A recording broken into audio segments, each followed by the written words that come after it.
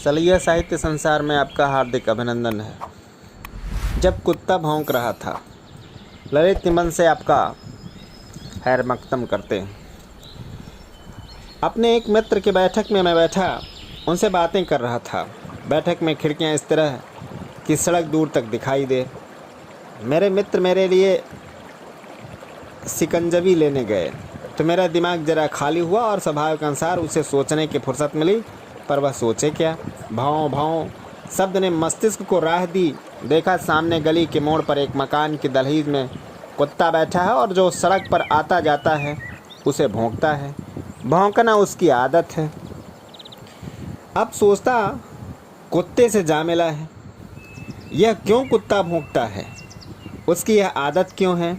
आखिर यह क्या कहता है? प्रश्न तो बहुत से हैं पर उत्तर तो किसी एक का भी नहीं मिलता। कुत्ता मेरी भाषा नहीं जानता कि मुझे बताए और मैं उसकी भाषा नहीं जानता कि मैं उसे समझूं। दोनों तरफ से इस नासमझी के अंदाज को खुले खेलने का अवसर है, पर अंदाज भी कुछ नए सवाल पैदा करके ही रह गया। क्या यह कुत्ता इसलिए भौंकता है कि वह शांति के साथ बैठना चाहता है और लोग इधर से गुजरकर उसके अमन में खलल डालते हैं? या आने वालों से यह खतरा खाता है कि उसके मालिक के घर को लूट लेंगे और इसलिए वह उन्हें भगाने को भौंकता है? क्या उसकी निगाह में हर एक आदमी चोर है? कुत्ता बराबर भौंके जा रहा है, भाव भाव भाव, और मैं बराबर सोचे जा रहा हूँ क्यों क्यों क्यों। मित्र शिकंजवी ले आए तो मैं पीने लगा। वे अपनी कहे जा रहे हैं इसलिए न दिमाग खाली है न मुँह। सोचना बंद हो गया, पर आंखें कुत्ते को देखे जा रही। सोचने की शक्ति भी उन्हें मिल ही गई तो वे और पैनी हो गई। एक आदमी तभी उधर से आया और कुत्ता भौंका, यूं ही हल्की सी गुर्राहट। आदमी तेज तर्राक है। उसने कुत्ते को जोर से घूरा और कहा कुछ। कुत्ता अब तेज हो गया और पूरे जोर से भौंका। आदमी भी गर्मा गया और उसने गालियों की एक तगड़ी बौछार फेंकी। कुत्ते की आवाज़ अब आसमान तक पहुंच गई और वह कूदकर दहलीज से बाहर आ गया। वह आक्रमण की प्रस्तावना थी। आदमी ने अब पास ही पड़ा एक बड़ा सा ढेला हाथ में उठा लिया। यह मोर्चे पर जमने की स्वीकृति थी। इससे कुत्ता एकदम बौखला गया। अब कुत्ते का रूप देखने लायक। ढेले से बचने को पटे के दांव से चौकन्ना पर चार करने की बराबर तिरछी कन्नी काटे काटे बढ़ता।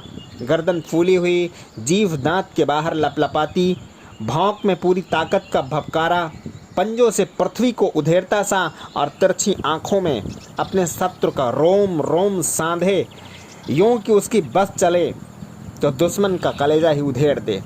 आदमी भी पर खिलाड़ी बराबर अपनी राह पर बढ़ रहा है और कुत्ते की ओर से भी सावधान है।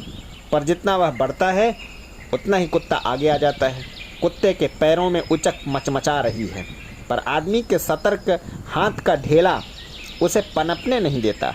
आदमी ज्यों ही गालियों की बौछार छोड़ता है, कुत्ते की भौंक में भभक आ जाती है और आंखों में खून उतर आता है। दूसरी लड़ाई में गोयरिंग, जुकोब, रोमोल और मैकार्थर ने भी इतनी तल्लीनता से अपने किसी शत्रु का पीछा न किया होगा। मैं देख रहा हूँ और सोच रहा हूँ यह पालतू और डरपोक कुत्ता अपने घर पर कैसा शेर हुआ जा रहा है। मैं अपना रास्ता लो, खामखा कुत्ते के मुंह क्यों लगते हो? ऊपर छत से किसी ने पुकारा। ये महाशय शायद कुत्ता पति थे। मोड़ आ गया था और यह मोड़ ही शायद स्वानदेव के साम्राज्य की सीमा थी। इसलिए एक तगड़ी सी झोंक देकर वे अपने दहलीज में जा बिराजे और आदमी भी ढेला फेंक कर अपनी राह लगा। पर मैं तो वहीं था। मैंने अपने में ही कहा, क्यों जी, भला खामखा क्यों? भला मानस कहता है कुत्ते के खामखा मुँह क्यों लगते हो? अरे भाई, जब वह बिना कारण भौंकता है तो राहगीर उसका प्रतिवाद भी न करे। मालूम होता है यह कुत्ता इन्हें नहीं भौंकता।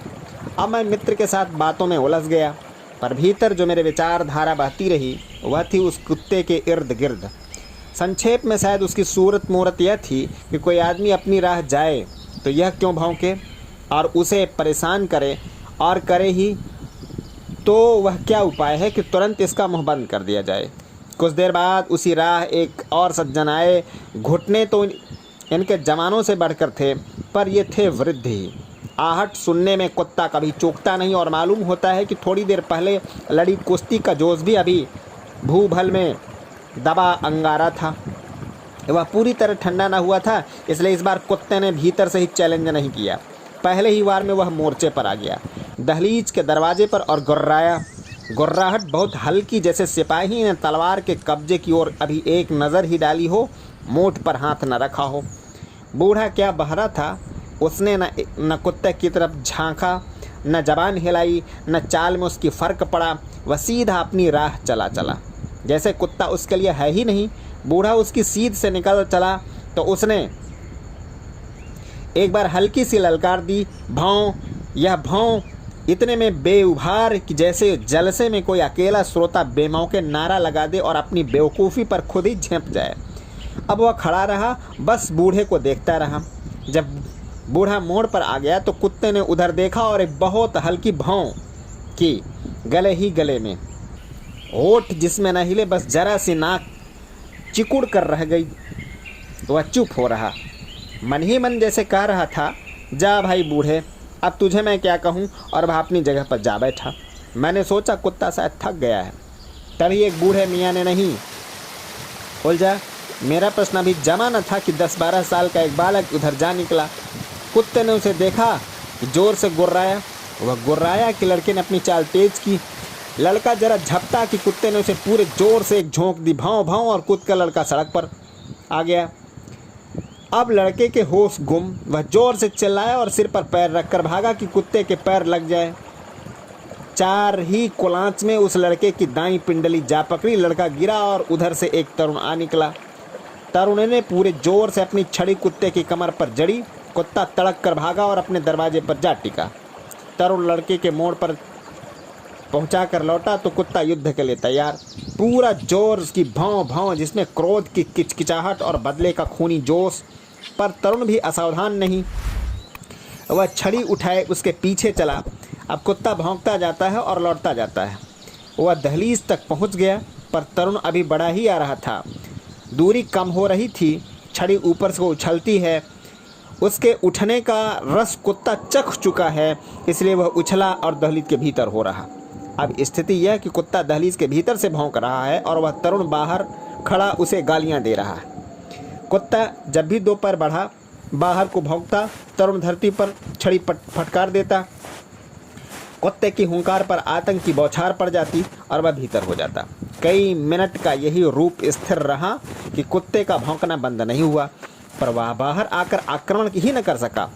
गालियों की एक तगड़ी बौछार फेंक तरुण चला गया। कुत्ता जब भी भौंकता रहा। मैं मित्र से बातें कर घर लौट आया और इस प्रकार यह कुत्ता नाटक समाप्त हो गया। पर मैं इसके फलितार्थों पर विचार करता रहा। ये फलितार्थ इस प्रकार थे। नंबर 1, प्रतिवाद करने पर कुत्ते का भौंकना उग्र हो जाता है। दूसरा, उधर ध्यान न देकर उपेक्षा करने पर कुत्ते का प्रतिवाद जन्म से पूर्व ही निस्तेज हो जाता है। नंबर 3, डरने घबराकर भागने पर कुत्ता शेर हो जाता है और उसका प्रतिवाद तो इससे उग्र होता ही है, वह काट भी लेता है। यदि बलपूर्वक इसका प्रतिवाद किया जाए तो वह मैदान छोड़कर आड़ लेता है, पर अपनी बकवाद जारी रखता है। इसमें 2 समझदारों में मतभेद नहीं हो सकता कि इसमें सर्वश्रेष्ठ मार्ग नंबर 2 का ही है। कुत्ते का प्रतिवाद न करना, उसकी तरफ ध्यान न देना, उसकी उपेक्षा करना, उससे संपर्क से दूर रहना। और ज्यों ही यह परिणाम मेरे सामने आया, एक बीती घटना मेरी आंखों में घूम गई। मैं जब छोटा सा बालक था, मेरे पिता ने एक मकान खरीदा क्या, मकान मालिक ने थोड़े से रुपए लेकर उनसे प्रभावित होने के कारण उन्हें दे दिया। हमारे कुटुंब के दूसरे धनी सदस्य अधिक रुपए लगाकर भी उसे न ले सके। धन के दर्प ने इसमें अपना घोर अपमान समझा और वह फूंकार उठा। एक दिन प्रायः पिताजी भोजन के आसन पर बैठे ही थे कि अपने 5-6 बेटे पोतों के साथ वह वे आ धमके। लाठियाँ उनके हाथों में, क्रोध उनके हृदय में और गालियों से भरे मुंह। आते ही उन्होंने गालियाँ और धमकियों का एक दोंगड़ा सा पिताजी पर बरसा दिया। आज भी याद करता हूँ तो मन शांति से भर जाता है। पिताजी ने बड़ी ही ठंडी आंखों से उनकी तरफ देखा और सदा की भांति उद्विग्न होकर के बोले, आओ भाई, पहले खाना खा लो फिर मार लेना। गरम तवे पर ठंडे पानी की ये बूंदें पड़ी तो वह छन्ना गया। शेर लोग भी और दहाड़े तो बोले, तुम बहुत हो, मैं अकेला हूँ, भागा मैं कहीं नहीं जा रहा हूँ, आओ पहले खाना खा लें। शेर लोग और भी ज़ोर से दहाड़े तो पिताजी ने गली की माला निकाली और नमः शिवाय का जाप करने लगे। 5-7 मिनट में वो लोग बकझक करके चले गए। माँ ने नाराज़ होकर कुछ कहा तो बोले, मैं कुछ बोलता तो अभी घंटा भर खराब करते और खाने का स्वाद मारा जाता। ऐसे लोगों से बावली बात न करना ही कल्याणकारी है। अब मैं सोचता हूँ कि पिताजी ने कुत्ते की मनोवृत्ति को कितना स्पष्ट समझ लिया। ये लोग जो गरज रहे थे, स्वरूप और भाषा में भले ही इंसान थे, स्वभाव में उस कुत्ते के कहाँ कम थे। समाज में हम क्या ऐसे मनुष्यों को नहीं देखते जो 2 पाए हैं पर चौपायों से कहीं बढ़कर? उनका सही इलाज है उनसे दूर रहना। साहित्य गोष्ठियों के संबंध में पंडित बनारसी दास चतुर्वेदी कहा करते हैं कि इसमें माने समानशील साहित्यिकों को ही निमंत्रित किया जाए, अन्यथा विरोध बढ़ता है और काम कुछ नहीं होता। मैं विविधता के नाम पर उनका कई बार विरोध किया था, पर उनकी बात का ठीक महत्व मैंने आज समझा। कुत्तों की और मानव समाज में विचरते उनके विद्विपद प्रतिनिधियों की उपेक्षा करो, उनके संपर्क से दूर रहो। जीवन में शांत रहने का यह मंत्र आज मुझे सिद्ध हो गया। भगवान दत्तात्रेय के 108 गुरुओं को मैंने एक कुत्ते के रूप में भी गुरु पाया। इससे भगवान ने सीखा था कि संतोष जितना मिले उतने में ही संतुष्ट रहो। अपने से मैंने पूछा कि तो दत्तात्रेय के गुरु से क्या मैंने इससे भी बड़ी बात आज नहीं सीखी? अर्थात सीखी। जय हिंद, वंदे।